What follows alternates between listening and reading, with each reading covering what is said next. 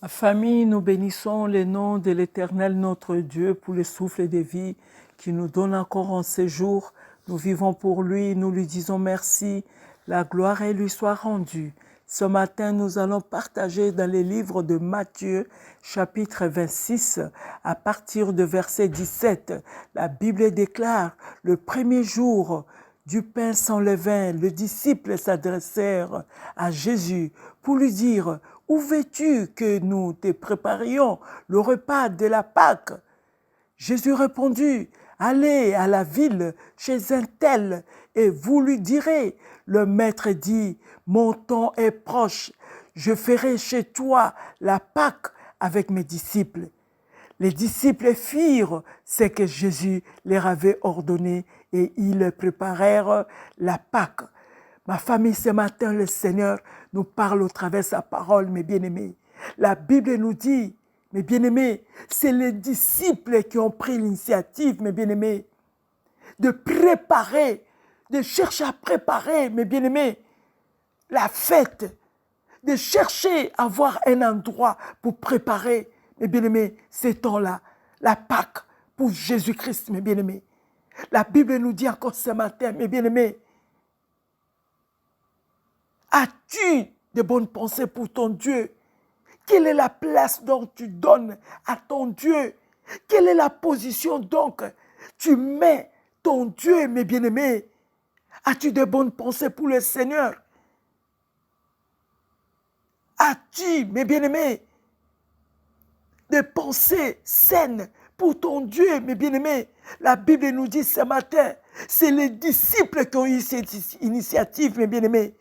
Ils ont voulu réjouir le cœur de leur Dieu.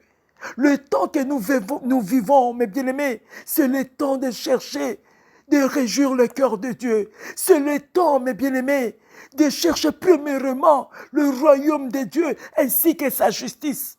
De vivre pleinement la parole de Dieu. C'est le temps de pratiquer la parole de Dieu. C'est le temps de vivre dans la sainteté. Nous pouvons réjouir le cœur de Dieu lorsque nous obéissons à la parole de Dieu, lorsque nous marchons en conformité à la parole de Dieu, lorsque nous menons une vie de sainteté, mes bien-aimés.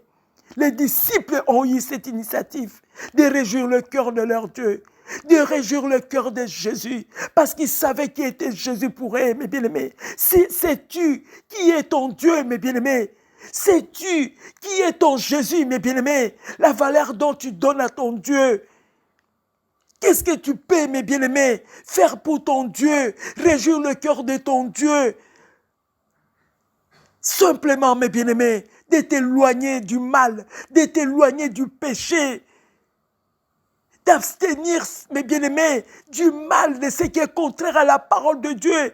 C'est là que tu peux réjouir le cœur de ton Dieu. C'est là, mes bien-aimés, tu peux, mes bien-aimés,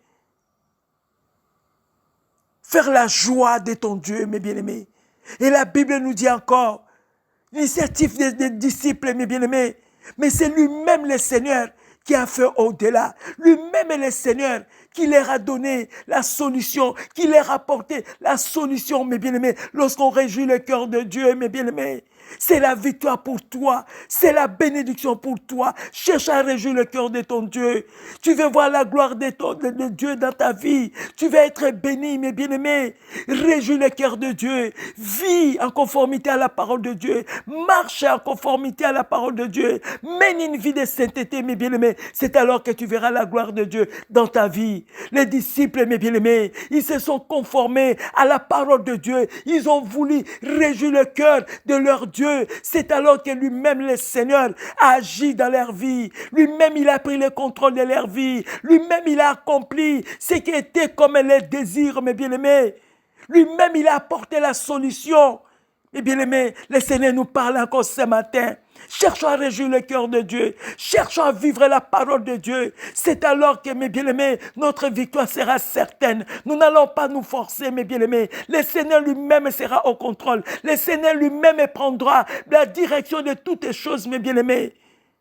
Mais c'est à nous simplement, mes bien-aimés, de chercher à se conformer à sa parole, de mener une vie de la sanctification. Et la Bible nous dit encore, mes bien-aimés, Et c'est alors que Jésus-Christ lui-même, lorsqu'il a donné la recommandation à ses disciples, mes bien-aimés, les disciples, ils ont exécuté. Les disciples, ils ont obéi, mes bien-aimés. Le Seigneur nous dit encore ce matin, mes bien-aimés, soyons souples. Exécutons, mes bien-aimés, lorsque le Seigneur te le dit de faire quoi que ce soit, mes bien-aimés, sois souple, obéis. Par moments, cela t'arrive. Tu sens une pensée dans ton cœur où il y a une voix tout douce te parle, une voix tout subtile dans ton cœur, mes bien-aimés. Est-ce que tu obéis à cela? Est-ce que tu exécutes à cela? La Bible nous dit, les disciples, ils ont fait ce que le Seigneur leur a ordonné. Ils les préparèrent la Pâque, mes bien-aimés. Le Seigneur nous parle encore ce matin. L'obéissance vaut mieux que les sacrifices, mes bien-aimés. Le temps que nous vivons, c'est le temps d'obéir à la parole de Dieu. C'est le temps, mes bien-aimés, de se positionner dans la parole de Dieu. Le temps, mes bien-aimés, d'exécuter à la recommandation divine de notre Dieu, mes bien-aimés. Ce n'est plus le temps de la distraction. Ce n'est plus le temps de se vautrer dans le péché, dans le mal. Mais c'est le temps, mes bien-aimés, de nous conformer à la parole de Dieu. C'est le temps, mes bien-aimés, de mener une vie de sanctification. Ce matin, le Seigneur nous parle encore, mes bien-aimés. Regarde encore ta vie. Examine-toi. Quelle est la position de ta vie, mes bien-aimés? Quelle est la position spirituelle que tu as vis-à-vis de ton Dieu, mes bien-aimés? Quelle est ton attitude, mes bien-aimés? Le Seigneur nous parle encore ce matin, que chacun puisse examiner, de regarder sa position spirituelle, mes bien-aimés. Si ce n'est pas le cas, tu t'examines, mes bien-aimés. Si tu es loin du Seigneur, c'est le moment de revenir. Si tu es hors de la parole de Dieu, c'est le moment de le revenir. Si tu es encore dans le péché, tu mènes encore une vie de péché, mes bien-aimés, c'est le moment de revenir au Seigneur, de se repentir, mes bien-aimés. C'est le temps d'obéir. Le retour de Christ est imminent, mes bien-aimés. Mais le désir de Christ, que tu ne restes pas, que tu ne sois pas perdu. Lorsque lui viendra, il veut que tu puisses également avoir la connaissance de sa parole pour que tu puisses également rentrer dans son repos. Ce matin, le Seigneur encore nous fait encore ces rappels au travers de sa parole. C'est le temps de chercher à réjouir le cœur de Dieu dans la sainteté et la sanctification. Oh Seigneur, fais-nous grâce.